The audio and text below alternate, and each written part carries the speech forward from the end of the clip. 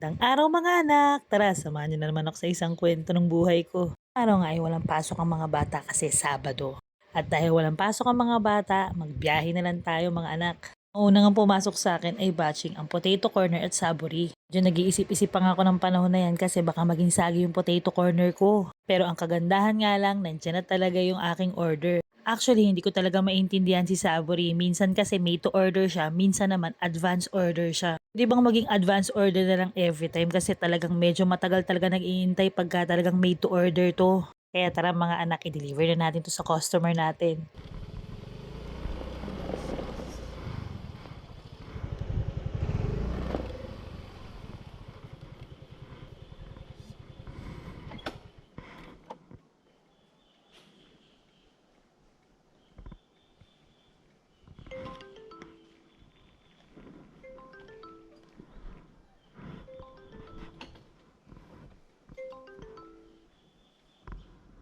Hello po. Hello? Yes po, dito na po ako sa labas.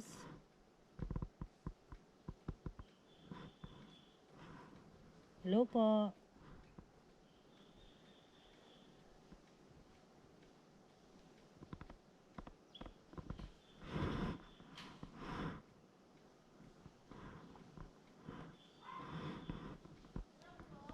Yes po. Ay, ito pala yung number 6. Kala ko kasi 867. Hihintay po ako dito sa kabilang side.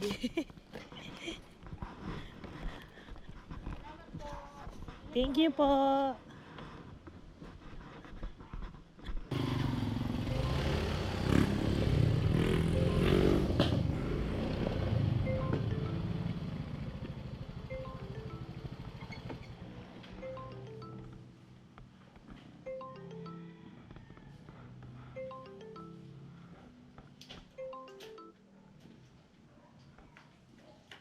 De Los Santos po. Pwede po bang bumalo dito? Lumabas? One way. Thank you po. At naghahanap pa siya talaga ng kakampi para makaiwas talaga sa pag-ikot. Sa totoo lang mga anak, alam ko talaga na one way yan. Kaya lang, baka lang naman talaga makalusot. Minsan kasi may mga one way na pwede naman talagang dumaan kasi nga liblib naman talaga to. Pero dahil sabi ni kuya, hindi daw pwede, ikot tayo ng malala. At mga anak, bumalik na nga ako sa SM at ang nakuha ko naman ay yung red ribbon. Ako lang ba yung ganitong rider na kahit malayo yung dideliveran ko, nagpapatay talaga ako? O marami rin akong katulad kasi medyo na-trauma rin kasi ako dati nung nag-e-express ako na hindi ako nagpapatay. Sobrang layo ng nararating ko, nakakarating akong Laguna, Batangas. Oo naman, no, totoo talaga yun. At talagang aminin nyo sa hindi, nakakapagod talaga yun. Kaya tara mga anak, i-deliver na natin to sa Gulod Maylaya. Baka iniintay na tayo ng customer. Mary Ann po. Okay. Near lang po, Camia Street. Ito talaga ang mahirap pag nagdi-deliver ka na hindi talaga exact address yung ginagamit.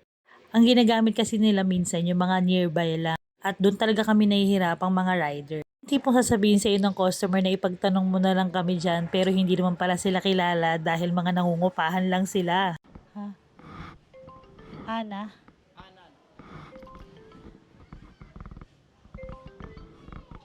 Casita de Ana. Pasita de Ana. Okay. Hello? Hello. Punta dito sa resort po? Ayun sa resort nga. Saan po yung resort? Ayun yung may motor. Okay pa. Yung may motor na yung white. Sige. Magkano po, sir?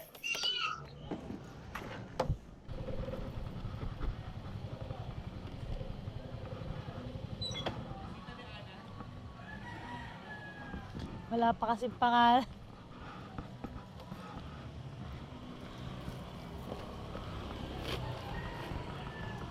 Magkano? 954.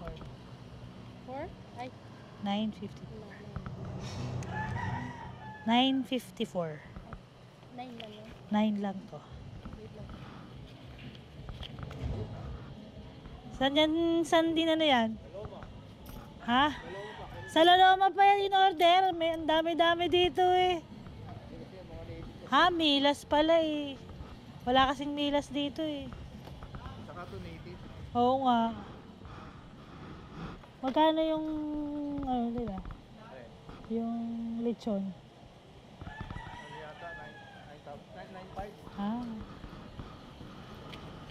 Thank you po.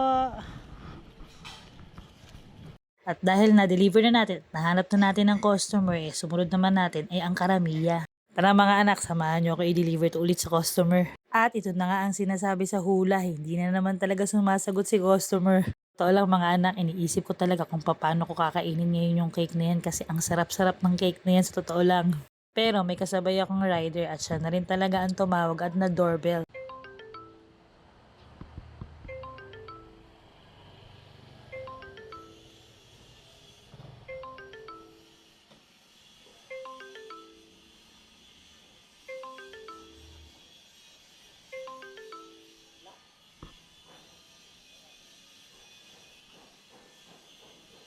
Totoo lang kasi mga anak, hindi talaga ako basta-basta nagdo-doorbell hanggat hindi sinasabi ng customer. Kaya thank you kuya dahil ikaw na yung nag-doorbell para sa akin.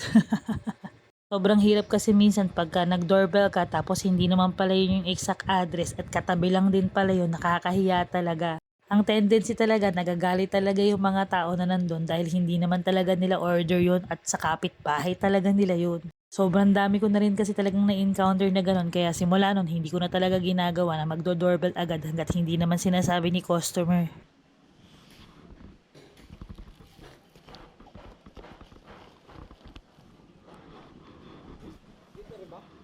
Oo, tinatawagan ko lang. Hindi kasi ako nagdo-doorbell pagka hindi sinabing mag-doorbell.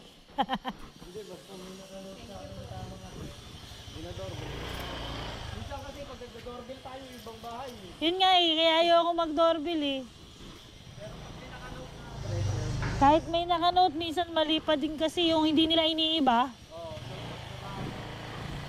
Mga anak, sinamahan nyo na naman ako sa isang kwento ng buhay ko. Sana nag-enjoy kayo tulad ng pag-enjoy ko. Hanggang sa muli mga anak! Bye!